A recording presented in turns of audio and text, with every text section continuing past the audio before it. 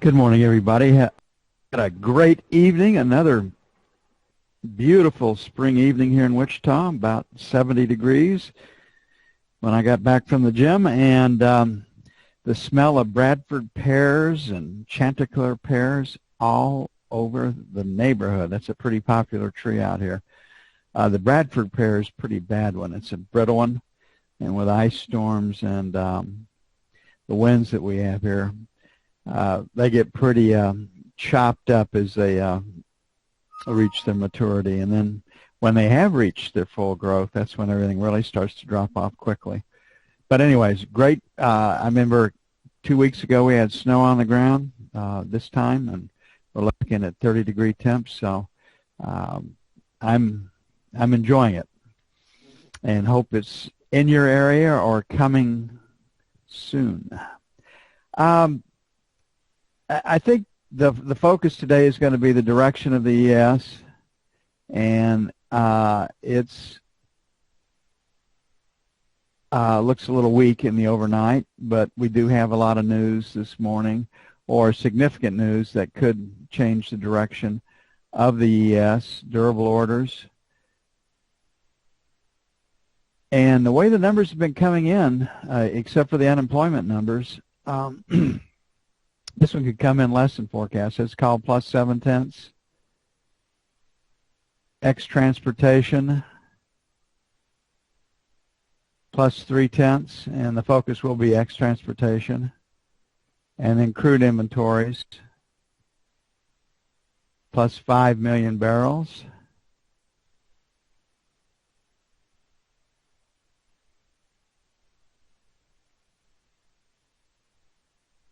And the 5-year auction.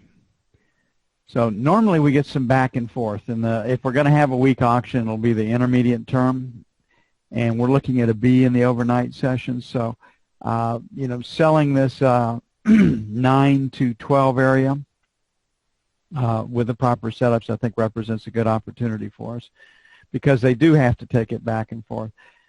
I see really good support in this 28 to 29 area. I'd like to have our first buy 29 to 01. But depending on the news, that could change. So we're going to put a question mark by 5 right there. The next buy will be 21 to 25. On the sell side, basically selling 9s to 13s. Then 15s to 19s. And again, it's just the dynamics of moving the paper. If you don't have a major piece of news, then it's you got to take the market back and forth. You got to take the offer right down to where the bid is, leave it there momentarily, then take it up. You got to coax or tease your known buyers. You know, as a primary dealer, that they've got money to buy, that they have to spend, they have to commit to the market. Naturally, you as a dealer want to sell it as high as possible. It's in your own self-interest, and as that institution that's trying to buy, you want to buy it as low as you can, because that's in your own interest. So this back and forth is a regular part of the auction, and you just have to get used to it. You can't read a lot into it with the faith that before that auction, right before that auction, they're going to rally the market into it. And then you get the auction numbers, and you know what you have. So we like the buy side. Pretty clean break here in this 129 area. Whoa.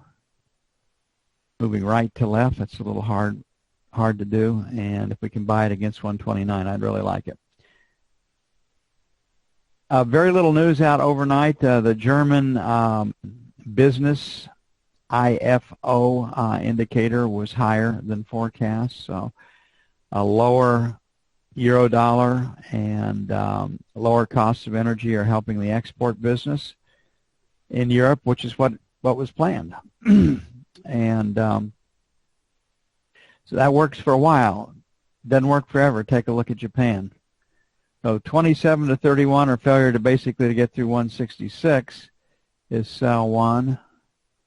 And then 3 to 7 is sell 2. This is a strong market, and the knob spread expands 5 to 10 30-seconds a day of late. At a breakout here from 17. We're at 23, so 13 to 17 will be buy 1. Then 5 to 9 will be buy 2. And again, playing for some weakness with the idea that the market will have to come back some as the dealers move the paper back and forth. Second breakout level right up here that's leaning against that is in the 17 area. So that's where our buy is. God dang, if I can get that right. So 13 to 17, 5 to 9 on the buy side. And failure, we're going to make 27 to 31, sell 1, and then 3 to 7, sell 2. Gold was dead overnight. There's very little movement in the outside of the financials in the markets overnight. There's, everybody. We're getting out the articles on a regular basis about the coming bust and the bubble in bonds, but we haven't seen it yet. So our 85 to 87 area is held up. I think we can get up here to this 97, 98 area, so we'll make our first sell, 98 to the buck, and then 4 to 6 for sell 2, leaning against this low volume number up here. On the buy side, we like 91, 89, and then 85, 87. But pretty quiet market, all things considered, and the reasons to buy are the same. I mean, you look around the globe, you can't get a lot of comfort with what's going on. The U.S. Congress last night voted to supply arms to the Ukraine. I'm sure it'll be vetoed by the White House. And Russia, of course, the response. And last week Russia put a sub off Denmark and told them if they joined the European Union and allowed, I don't remember what they were not supposed to allow to happen, that they would aim their nukes at Denmark now. It doesn't make a hell of a lot of difference in Denmark if the nukes are aimed at London and at Frankfurt and Paris. You're going to get it too. So it's a threat. It is escalation, but probably not. It won't go past words. But you're playing with fire when you play with Putin. I mean, he doesn't back down. He's like Chicago politics. If you bring a knife to the fight, he's going to bring a gun. He's limited by his economy. He's limited by the size of his army, but he can make a lot of trouble. And then right now you can see even the United States is going to join the what they call the Silk Road, or the Asian Bank, which was a big blow to our credibility and our face. But it's a way to take the world away from the dollar, and based on the actions coming out of Washington, D.C., who could blame them? But that erodes the United States' ability to maneuver and move too.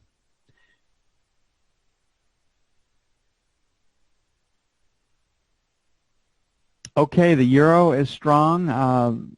Didn't see any specific news on the state of the Greek EU negotiations, but we're supposed to have a creditable deal next Monday after the weekend, so we'll see. 25 to 35, sell 1. 50 to 60, sell 2. Structurally, the next stop, if 110 becomes support, is 111 even. And we like to sell against 110. If you had a limit sell against 110 the first time we hit it, you could have made 80 ticks off of that. Came early in the day session, and right there's where it was. So we're holding well in the 109.20, 25 area. Last rotate down stopped at 60, so buy 1 will be 50 to 60, buying against the half. And then buy 2 will be 15 to 25, buying this area down in here.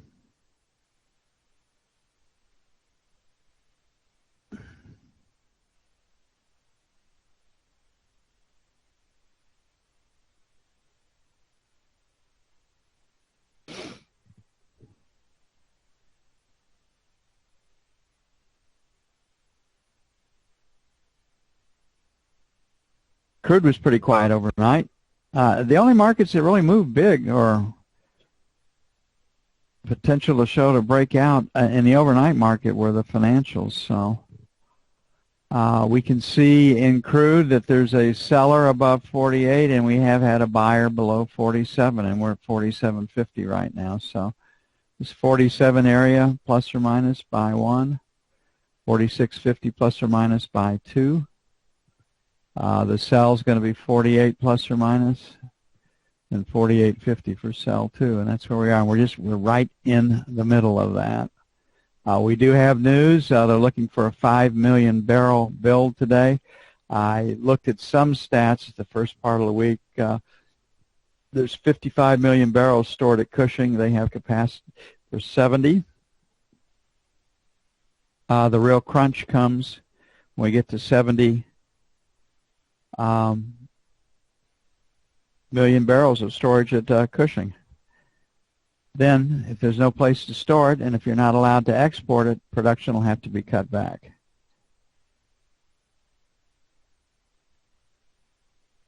So we're, about a month away from that.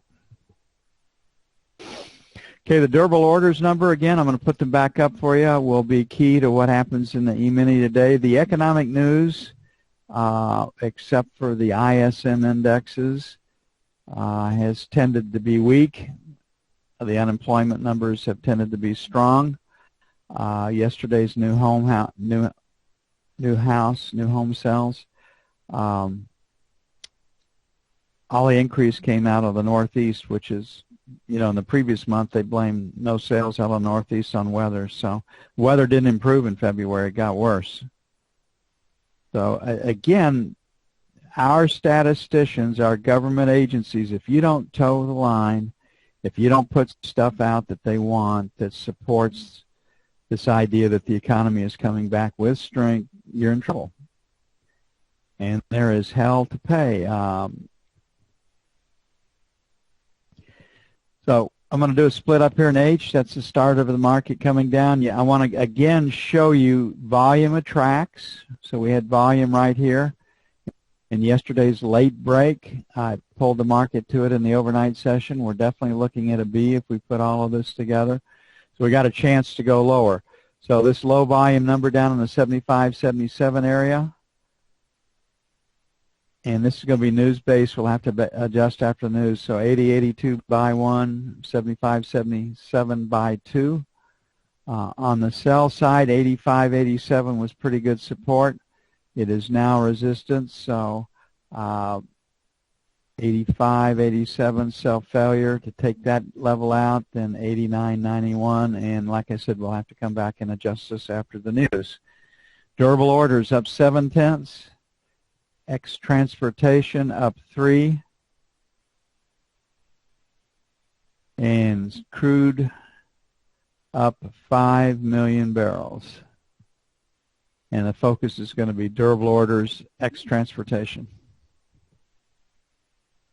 Okay, take about 15 to 20 minutes to get everything done. I'm going to get busy on that. It really is down to the durable orders number this morning for this market. My guess is even with a bullish or supportive number that we will catch some selling. I think we're headed down structurally to retest that 75 area. 80 to 82 is leaning against overnight support. And if we do get a news that's positive for the E-mini, we're going to get a rally, and then we're going to figure out where resistance really is. Back up as soon as I can. We'll comment on the news as it comes out later.